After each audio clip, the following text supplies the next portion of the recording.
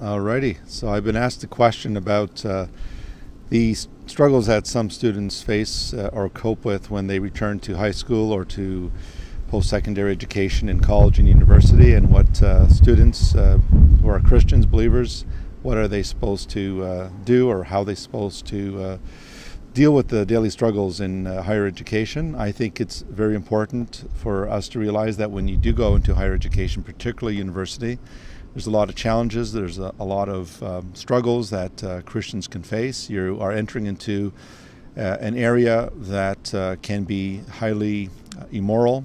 You can enter into areas where you meet friends that are not believers and who will invite you, entice you to join with them in various activities that may prove disastrous from a moral point of view. So I think that young students who go into high school and into higher education like university and college should always bear in mind who they are in Christ. I think they have to bear in mind that they have an accountability before the Lord as disciples, that they are indeed the salt of the earth, they are the light of the world, even in the university setting, in the school setting.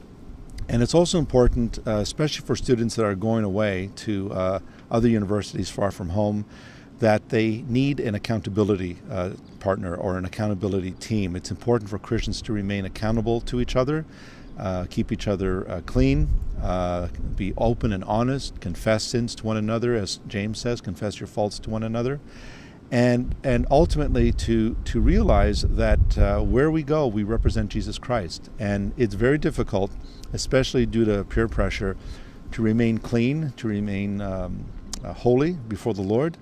And so it's a trying time. And if you think it's not a trying time, you're only going to be kidding yourself. So prior to going off to high school, to university, to college, it's extremely important that before you do so, you hook up with friends who are believers, you hook up with friends who honor the Lord, who can be accountability partners for you, and keep in touch with them from time to time.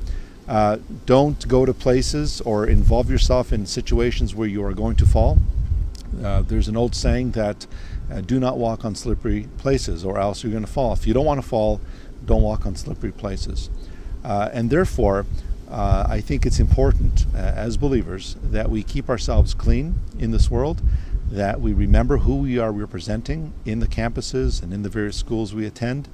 And it's vitally important that we remain accountable to Christian brothers and sisters. It's also important to join local Christian fellowships, whether it's Campus for Christ or InterVarsity Fellowship.